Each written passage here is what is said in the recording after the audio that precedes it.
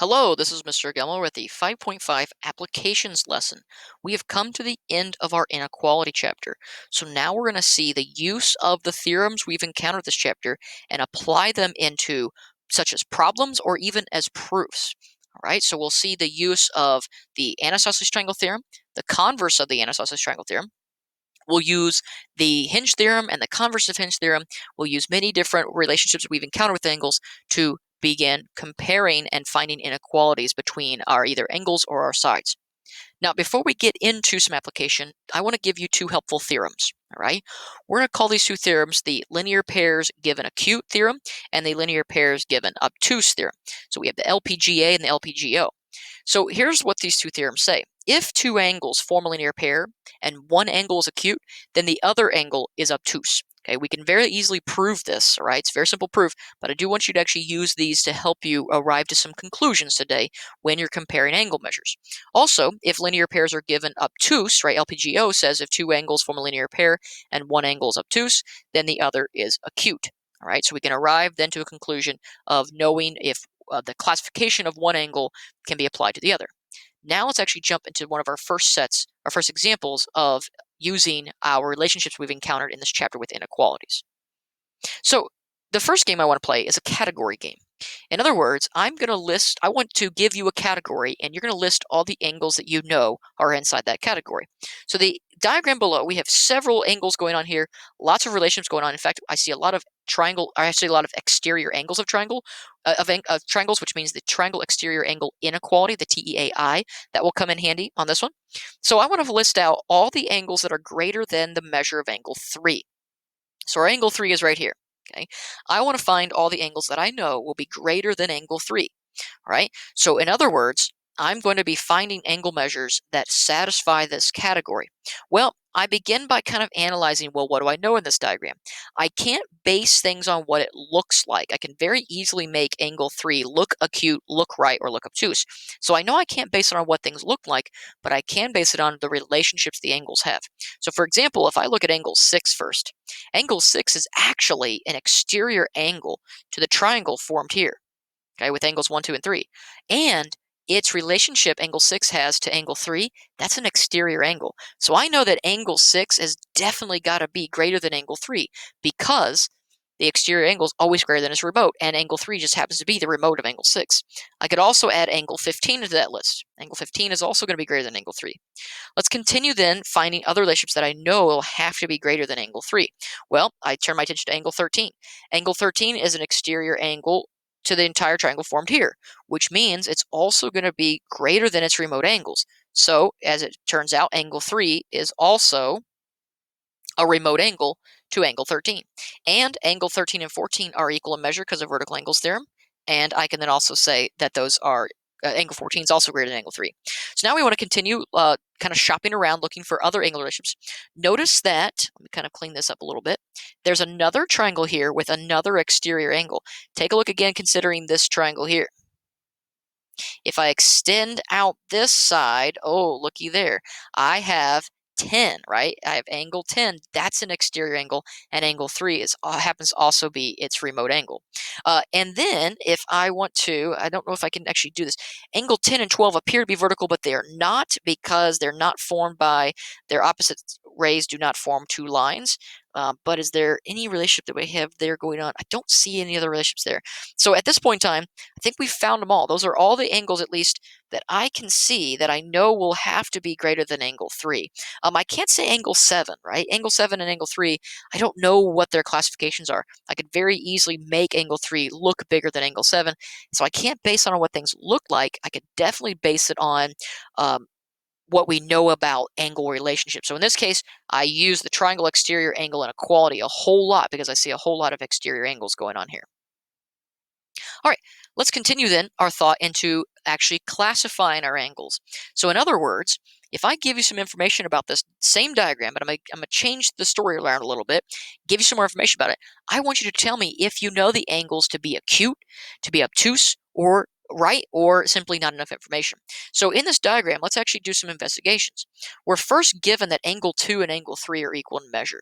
Okay, now that's going to be really important in the continuation of this problem here. So if we're given an angle 2 and angle 3 equal a measure, well then by the converse of the isosceles triangle theorem, we know that this triangle here must be isosceles. And because it's isosceles, we've proven something about that. That in an isosceles triangle theorem, or in an isosceles triangle, the base angles are acute. So I can actually classify angle 3 and angle 2 here as acute angles. Well, now using those little helper theorems, right? Those little helper theorems we saw before, where if two angles form a linear pair and one of them is acute, then we know the other one has to be obtuse, which means I can immediately claim angle 7 and angle 6 are both obtuse angles. What can I do with that? Well, in a triangle with an obtuse angle, we also proved with another tasty corollary that if there's precisely one obtuse angle in an obtuse triangle, which means the other two angles have to be acute angles.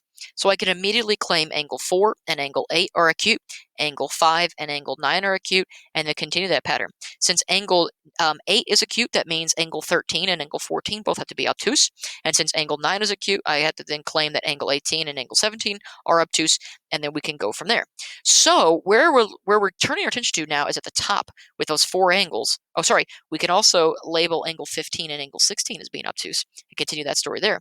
Now we're looking at the top there with angles 1, 10, 11, and 12. Well, I know 1 and 11 will have to be equal. Those are definitely vertical. 10 and 12, I really don't know much about 10 and 12.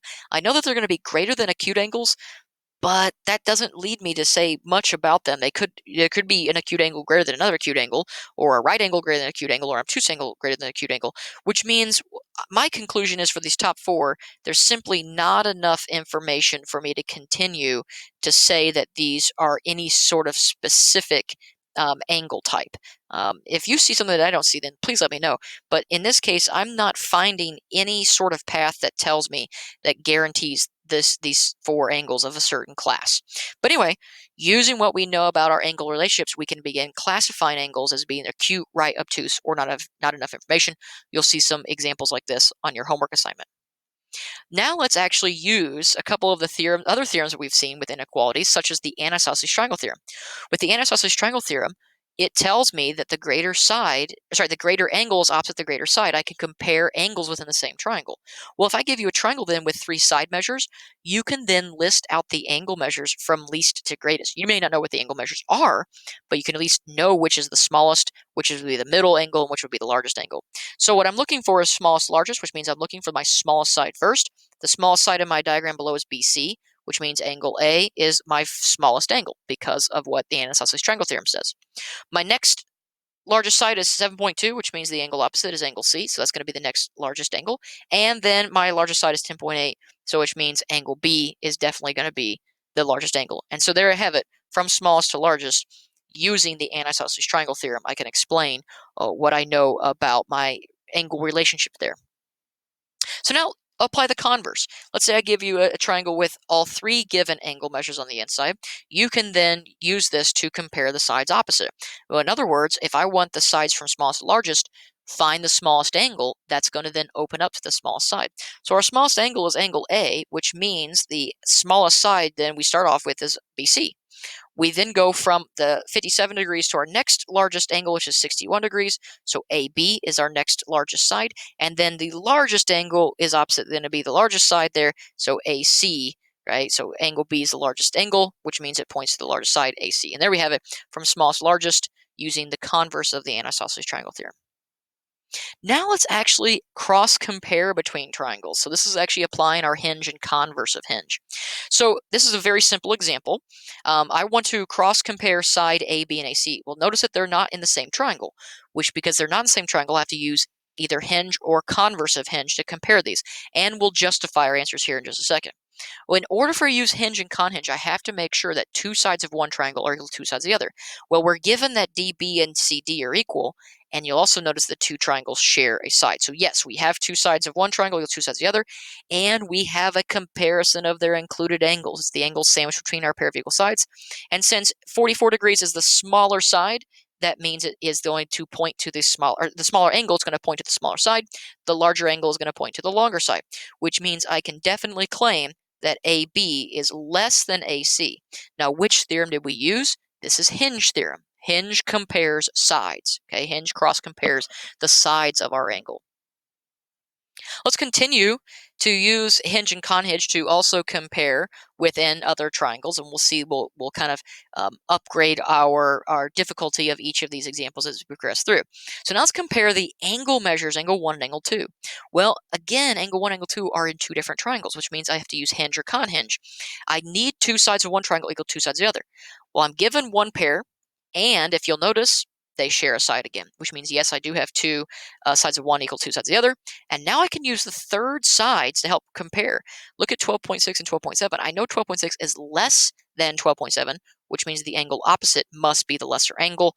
That means the angle opposite of 12.7 is going to be the greater angle. So if I'm comparing angle 1 and angle 2, I would have to say angle 1 is then definitely less than angle 2, and that is using the converse of our hinge theorem. Converse hinge compares angles, right? Cross compares angles of two triangles. Alrighty, let's up the ante a little bit now with this example here. Now the diagram is a little bit confusing, and let me point out there's actually two overlapping triangles here. Now we want to compare side BC and side BD. Those are actually two separate sides of two different triangles. In order to do that, we have to use hinge and conhinge. And in order to use hinge and conhinge, we have to make sure that two sides of one triangle are two sides of the other. Well, since these triangles overlap, they do share a side. We're given one pair of equal sides, and they share side AB. So yes, we do have two sides of one equal two sides of the other. And in order to compare these sides, we have to have a comparison of their included angles, which means the angles that are sandwiched between these pairs of equal sides. Well, the first angle we consider is actually this angle here, angle BAC. And the second angle that we consider is this entire angle here, BAD. Well, we know something about those angles. We know that the measure of angle BAC has got to be less than the measure of angle BAD, and that's because of the whole is greater than the part, right? The whole angle BAD is greater than any of the two subcomponents. Well, since we have a comparison of our angles, we can officially compare the sides opposite them. Well, what side is opposite of BAC, which means what side opens up from BAC? That would be side BC. And what side is then opening up from BAD? That would be side BD. And since BAC is the lesser angle, angle BAC is the lesser angle, that means side BC will be the lesser side. So I can then officially compare these two sides. BC is in fact going to be less than BD. Now again, we're cross-comparing sides. That is hinge theorem. But notice I had to set a little bit more up there, right? I wasn't directly given the information. I had to kind of extract some information about comparisons of angles. Let's do one. Again, trying to cross-compare some sides, and this one's a little bit trickier to find out.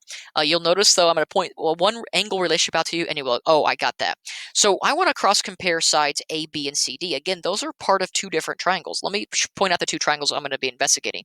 Triangle ADB and triangle CDB. So those are my two triangles.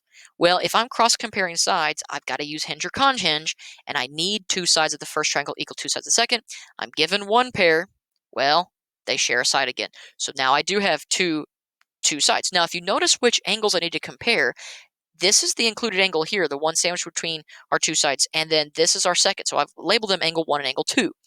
Angle 1 and angle 2 are my included angles. I need to compare them. Well, notice something special about angle 1.